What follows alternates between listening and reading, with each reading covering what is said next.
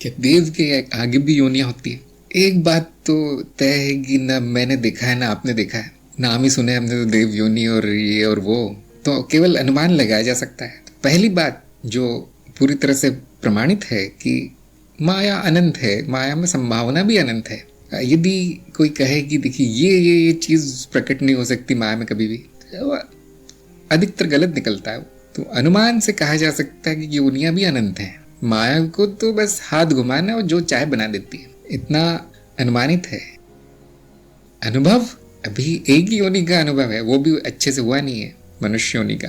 फिर भी मनुष्य को देखकर यदि आप ध्यान से देखें, ज्ञानी की दृष्टि से देखें मनुष्य को, तो उसमें कई जीवों के गुण दिख पड़ते हैं, स्वभाव, उसके शरीर की बनावट में, उसके स्वभाव, उसके मानसिक बनावट में पशुओं के गुण दिख पड़ते हैं। ऐसे ही उसमें एक संभावना दिख पड़ती है, जैसे कला, विज्ञान, बुद्धि आदि, छोटी मात्रा में, लेकिन एक संभावना दिख पड़ती है कि हाँ बढ़ सकती है, आगे जा सकता है इसमें। तो यह अनुमान लगाया जा सकता है कि हाँ इससे भी आगे उसका विकास होगा। ये यहाँ बैठे बैठे बताया जा सकता है 100% प्रमाण के साथ कि हाँ ऐसा है, विकास हो रहा है, अभी मैं यहाँ पर हूँ, इस पायदान पर हूँ विकास की, तो आगे भी होगा। और ऐसा कोई कारण नहीं मिलता कि इसके आगे योनियां बंद हो जाती होंगी, ऐसा कुछ तार्किक लगता नहीं। लेकिन देखा तो किसी ने भी नहीं, जो ऊपर चला जाता है वो वापस नहीं आता कभी, और जो आता है वो अगर बताए भी कि मैं देव योनि से आया हूँ, उसके ऊपर भी योनि है, तो लोग उसको पागल खाने में डाल देते हैं कि तू मनुष्य तो बन जा, पहले देव योनि से आया है। उसको तो दवाइयाँ खिला के और करंट मार के उसको मनुष्य बना दिया जाता है। तो अभी ये प्रश्न इतना महत्वपूर्ण नहीं हमारे लिए जानना कि कितनी योनियां हैं। क्या महत्वपूर्ण है कि ये योनि जो अभी मुझे मिली है उसका मैंने उपयोग किया या नहीं, ये जानना महत्वपूर्ण है कि मैंने ये जन्म लिया है यहाँ पे, वो किस कारण से है, मेरा प्रारब्ध क्या है।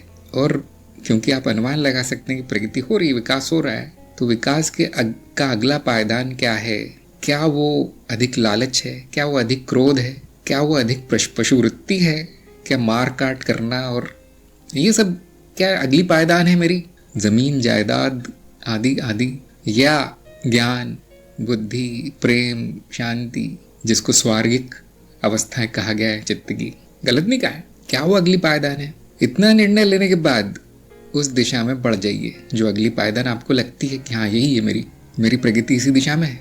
ये तो बिना गुरु के भी कह सकता है, इतनी बुद्धि सब में होती होगी।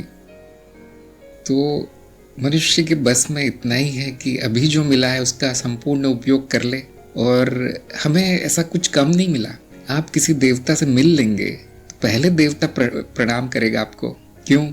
उनकी दृष्टि में सब एक हैं, कोई योनियां ऊपर नहीं है, कोई नीचे नहीं है। मनुष्य को पढ़िए ऊपर जाने की नीचे, अरे अभी ब्रह्म हो, इतना तो जान लो।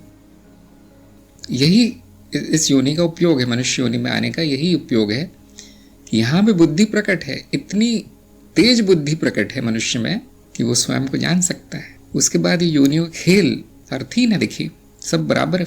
फिर कौन सी प्रगति? केवल गुणों की प्रगति है, फिर सिद्धियों की प्रगति। ज्ञान मार्ग में कोई प्रगति नहीं है, ज्ञान अंतिम। हाँ ये बात और है कि सभी मनुष्यों में ये काबिलियत नहीं आई है, इसलिए कई मनुष्य अज्ञान में ही रहेंगे, इसी योनि में रहेंगे, इससे भी नीचे जाएंगे, ये भी तय है। ये भी अभी बैठे बैठे बताया जा सकता है कि ऐसा होगा। तो आपको अपना कर लेना है, देखिए अपना इंतजाम कर लेना है, बाकी सब अपने आप हो जाएगा। अगर कोई कहता है कि इतनी योनियां हैं, तो ये बात तय है कि वो अंतिम पायदान में पहुंचकर आप देखेंगे तो 10 करोड़ योनियां और है आगे, और अगर वो भी पार कर लिया आपने तो आप देखेंगे 100 करोड़ और है। क्यों? सपना है ये, अंत नहीं होता, सत्य नहीं है। सत्य होता तो उसकी सीमा होती, उसका कहीं अंत होता, इससे ज्यादा नहीं हो सकता। कि देवी अनंत है, इतना जान लीजिए। बाकी जो प्रकट होता है वो देवी की इच्छा से होता है। अगर उसको कम योनियां करनी हो, कम कर देती, कोई बड़ी चीज नहीं।